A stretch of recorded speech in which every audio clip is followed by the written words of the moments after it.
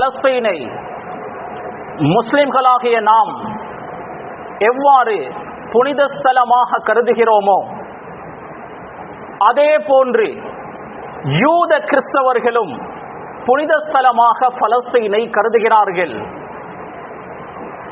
யூதர்கள் பலஸ்தீனை புனித ஸ்தலமாக கருதுகிறார்கள்.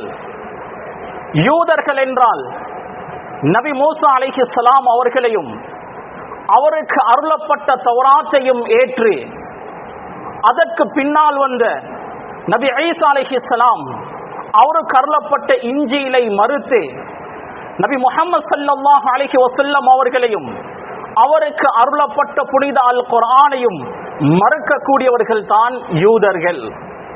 மிக சுருக்கமாக இவர்கள் தான் யூதர்கள். நபி மூசா அலைஹிஸ்ஸலாம் அவர்களை பின்புலமாக கொண்டவர்கள் யூதர்கள். நபி மூசா அலைஹிஸ்ஸலாம் அவர்கள் வாழ்ந்தது ஈஜிப்ட் மிஸ்ராக இருந்தாலும் பலஸ்தீனில் வஃபாத்தாக வேண்டும் என்று ஆசைப்பட்டார்கள். நபி மூசாவுடைய கடைசி தருணத்தில் மலக்குல் மவுத் ரூஹை கைப்பற்ற வந்திருக்கிறார். யா நபி அல்லாஹ், அல்லாஹ்வுடைய நபியே, அல்லாஹ்வுடைய கட்டளை உங்களது ரூஹை கைப்பற்ற நான் வந்திருக்கிறேன். மூசா அலைஹிஸ்ஸலாம் அவர்கள் ஒரு அறை விட்டார்கள்.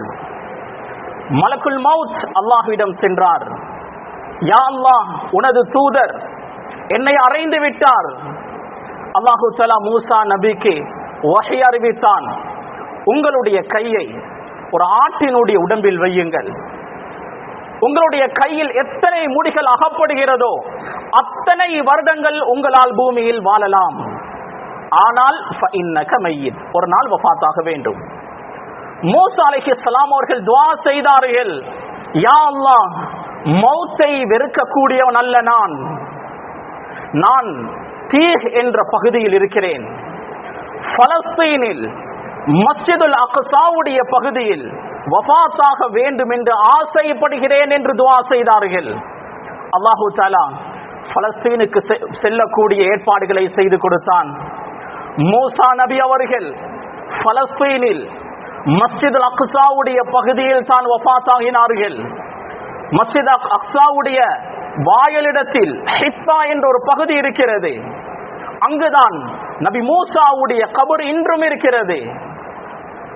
எனவே யூதர்கள் பலஸ்தீனை புனித ஸ்தலமாக கருதுகிறார்கள். கிறிஸ்தவர்களும் பலஸ்தீனை புனித ஸ்தலமாக கருதுகிறார்கள். கிறிஸ்தவர்கள் என்றால் நபி ஈசா அலைஹிஸ்ஸலாம் அவர்களையும் அவருக்கு அருளப்பட்ட இன்ஜீலையும் ஏற்று அதற்கு பின்னால் வந்த நபி முஹம்மது ஸல்லல்லாஹு அலைஹி வஸல்லம் அவர்களையும் அவருக்கு அருளப்பட்ட புனித அல் குர்ஆனையும் மறுக்கக்கூடியவர்கள் கிறிஸ்தவர்கள். நபி ஈசாவுடைய விடயத்தில் எல்லை மீறியவர்கள் கிறிஸ்தவர்கள். நபி ஈசா அலைஹிஸ்ஸலாம் மஸ்ஜிதுல் அக்ஸாவில் தான் பிறந்தார்கள், அங்குதான் வாழ்ந்தார்கள். மஸ்ஜிதுல் அக்ஸாவில் தான் நபி ஈசா அலைஹிஸ்ஸலாம் அவர்கள் ஓடி விளையாடுவார்கள். அதனால் கிறிஸ்தவர்களும் பலஸ்தீனை மஸ்ஜிதுல் அக்ஸாவை புனித ஸ்தலமாக பார்க்கிறார்கள். முஸ்லிம்களாகிய நாம் நபி முஹம்மது ஸல்லல்லாஹு அலைஹி வஸல்லம் அவர்கள் அல்லாஹ்வுடைய ஒரு தூதராக எவ்வாறு இருக்கிறார்களோ அதே போன்றுதான் நபி மூசா அல்லாஹ்வுடைய ஒரு தூதர், நபி ஈசா அல்லாஹ்வுடைய ஒரு தூதர். ரசூலுல்லாஹி ஸல்லல்லாஹு அலைஹி வஸல்லம் அவர்கள் சொன்னார்களே யூதர்களை பார்த்து, நஹ்னு அஹக்கு பிமூசா மின்கும், உங்களை விட மூசா நபி அவர்களுக்கு மிக தகுதி பெற்றவர்கள், உரிமையுடையவர்கள் நாம் தான். கண்ணியமான சகோதரர்களே, பெரியோர்களே, அன்பானவர்களே, முஸ்லிம்களாகிய நாம் பலஸ்தீனை மஸ்ஜிதுல் அக்ஸாவை புனித ஸ்தலமாகவே கருதுகிறோம். காரணம், லட்சக்கணக்கான நபிமார்கள் ரசூல்மார்கள் அந்த பூமியில் வாழ்ந்து வஃபாத்தாக இருக்கிறார்கள். இப்னுல் அஸாக்கிர் ரஹிமஹுல்லாஹ் தாரீஹ் இப்னு அஸாக்கிர் என்ற வரலாற்று புத்தகத்தில் பதிவு செய்திருக்கிறார்கள். பலஸ்தீனுடைய ஏதாவது ஒரு கல்லை அகற்றினாலும் அந்த கல்லுக்கு கீழால் ஒரு நபியுடைய எலும்பு கூடி இருக்கலாம். கற்களை அகற்றினால் நபியுடைய எலும்பு கூடி இருக்கும் என்பது அர்த்தம் அல்ல. அந்த அளவுக்கு அதிகமான ரசூல்மார்கள் நபிமார்கள் அந்த பூமியில் வாழ்ந்திருக்கிறார்கள் என்பதை பதிவு செய்கிறார்கள். கண்ணியமான சகோதரர்களே, நபி ஆதம் தொடக்கம் இறுதி தூதர் முஹம்மது ஸல்லல்லாஹு அலைஹி வஸல்லம் அவர்கள் வரை அனைத்து ரசூல்மார்களும் நபிமார்களும் ஒரு இடத்தில் அனைவர்களுமே சுஜூத் செய்திருக்கிறார்கள். அது மஸ்ஜிதுல் அக்ஸா மாத்திரம்தான். ஸஹீஹுல் புகாரியில் பதிவு செய்யப்பட்டிருக்கிறது. ரசூலுல்லாஹி ஸல்லல்லாஹு அலைஹி வஸல்லம் அவர்கள் மிஅராஜுடைய பயணத்தை மேற்கொள்ளும் போது மஸ்ஜிதுல் அக்ஸாவில் இமாமத் செய்தார்கள். எல்லா நபிமார்களும் ரசூல்மார்களும் மஅமூம்களாக பின்னால் இருந்து தொழுந்தார்கள். எனவே எல்லா ரசூல்மார்களும் நபிமார்களும் சுஜூத் செய்த ஒரே இடம் மஸ்ஜிதுல் அக்ஸா. எங்களுடைய முதல் கிப்லா மஸ்ஜிதுல் அக்ஸா.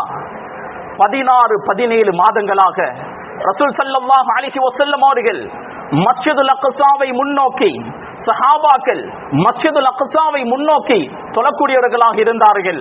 அல்லாஹ் அதற்கு பின்னர் தான் சட்டத்தை மாற்றுகிறான். ஃபவல்லி வஜ்ஹக ஷத்ரல் மஸ்ஜிதில் ஹராம், மஸ்ஜிதுல் ஹராத்தின் பக்கம் உங்களுடைய முகத்தை திருப்புங்கள், கஅபாவை முன்னோக்குங்கள் என்று அதற்கு பின்னர் தான் அல்லாஹ் தஆலா சட்டம் அமைத்தான். முதல் கிப்லா அது மஸ்ஜிதுல் அக்ஸா. ஸஹீஹுல் புகாரி, ஸஹீஹ் முஸ்லிம் போன்ற கிரந்தங்களில் பதிவு செய்யப்பட்டிருக்கிறது. அபூ தர் ரலியல்லாஹு அன்ஹு அவர்கள் ரசூல் ஸல்லல்லாஹு அலைஹி வஸல்லம் அவர்கள் கேட்டார்கள், யா ரசூலல்லாஹ், ஐயோ மஸ்ஜிதின் வுதிஅ ஃபில் அர்தி அவ்வலன், இந்த பூமியில் முதலாக கட்டப்பட்ட மஸ்ஜித் எது? ரசூல் ஸல்லல்லாஹு அலைஹி வஸல்லம் அவர்கள் சொன்னார்கள், அல் மஸ்ஜிதுல் ஹராம். பிறகு எது யா ரசூலல்லாஹ்? அல் மஸ்ஜிதுல் அக்ஸா. கம் கான பைனஹுமா, அந்த ரெண்டுக்கு மத்தியில் எவ்வளவு காலங்கள் இடைவெளி இருக்கும்? 40 சனா, 40 வருடங்கள் வித்தியாசத்தில் மஸ்ஜிதுல் ஹராமும் மஸ்ஜிதுல் அக்ஸாவும் கட்டப்பட்டது என்று ரசூலுல்லாஹி ஸல்லல்லாஹு அலைஹி வஸல்லம் அவர்கள் சொல்லியிருக்கிறார்கள்.